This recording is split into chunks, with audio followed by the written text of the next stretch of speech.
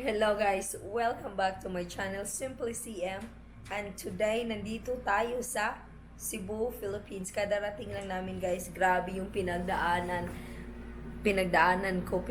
namin kasi last Wednesday bigla ba naman ako Friday yung namin guys, yung anong araw ba today? Saturday? Oo, Friday yung flight namin, tapos Wednesday parang medyo inuubo-ubo na ako, ganyan.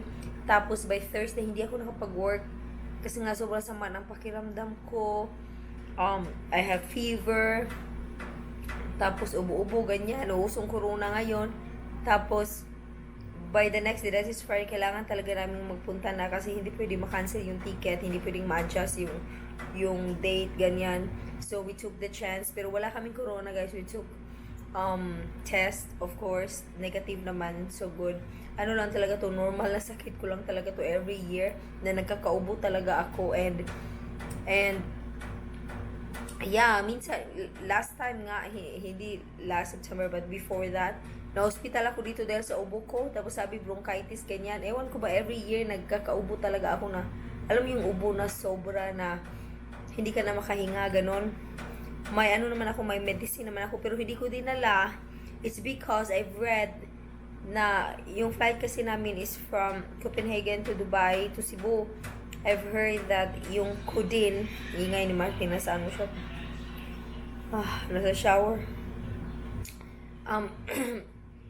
Parang controlled drugs pala siya. So I have to fill out a lot of paperwork, ganyan, para madala ko yung medicine ko. So I was thinking, okay, so much stress, so hindi ko na siya dinala.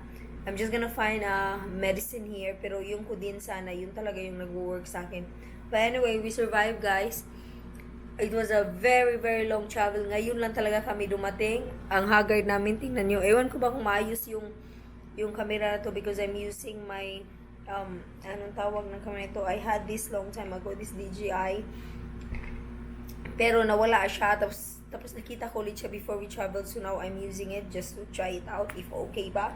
So right now, nasa Metro Park Hotel kami. It is a very cheap hotel. Pero alam niyo naman, kami lang naman dalawa ni Martin, and we don't need so much. Matutulog lang din naman kami, and most of the days, nasa labas kami. So we're gonna stay here for 3 days dito sa city, and then after that, maybe we're gonna go to Moalboal or Bantayan to be near the water. Kasi dito guys, ang traffic na talaga ng Cebu City. Sobrang traffic, basta from airport papunta dito ang tagal. Kasi sobrang traffic nga, pasinulog pa, ganyan. Oh my God, Lord. So anyway, so yun, namating kami dito. Binayaran namin is only for 3 days is like 3,400 data. Basta, pero okay siya kasi may swimming pool na siya, and then may breakfast na siya, and the facilities is very basic talaga compare sa mga other hotels, pero okay lang talaga for us. Kami lang din naman ang dalawa, matutulog lang din naman kami dito. So i-tour ko kayo kung ano ang mukha ng tag 1,000 per night with swimming pool dito sa Cebu. Medyo makalat na kasi kadarating na namin, hindi pa namin ayos lahat, and Marty's taking a shower. I'm gonna do the same after. Video lang talaga ako ng ng mabilisan. Tapos the funny part is, hindi alam ng family ko guys na darating ako today. Darating kami today. It's a surprise. Kasi nagbakasyon na kami last September, at tapos meron pa pala akong bakasyon na kailangan kong kunin from work, or else mawawala lang siya, ganyan. So I took it, and now we're here.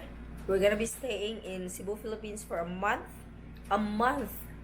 Imagine that. So, ang dami kong gustong gawin, ang dami kong gustong i-vlog. Sana talaga hindi na ako masyadong mahiya in public na mag-vlog-vlog, kasi nahihiya pa rin talaga ako pag nagtitingin-tingin sila. But anyway, let's say makagagawa tayo ng maraming videos. But for now, ito-tour ko kayo dito sa very, very basic na hotel, Metro Park Hotel. So, as soon as we open the door dito, ito yung makikita. Toilet, di natin pwede open because Martin is there. Ang aming, he's so annoying. And then, this is our bagahe. Hindi pa namin, but 3 days lang naman, so hindi namin yan iaalis talaga. And then, the last time we were here, walang paupuan at walang pa-table. But now, there is upuan, there is table. Martin's clothes, madumi yan. Ewan ko bakit yan ilagay. Alisin natin yan mamaya. So, our hand carry. So, 4 na bag. Tapos, ano pa ba? May ano sila dito, may ref. It's nice. Kahit pa paano, wala pang laman. So, I think we're gonna, okay, lagyan natin ng laman. There. Yan, may laman na. So, may pa-ref sila.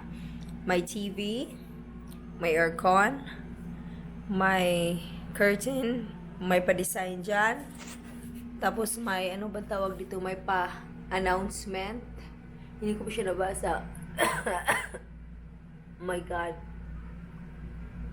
Yes. Sabi lang na we're responsible of our own belongings daw. So, may ano dito, security box, safety box. Medyo ano siya guys, hindi kaya ayang tingnan yung cabinet, pero hindi naman tayo, we're not gonna use that. It's a bit, yeah, sketchy. Tingnan nyo. But it's fine. I mean, for the price itself, hindi naman kami marte. Matutulog naman as long as may bed na maayos naman yung bed kahit papano. And then, punta tayo dito. Ano ba yung view natin? Nasa second floor pala kami. Pagka ganon.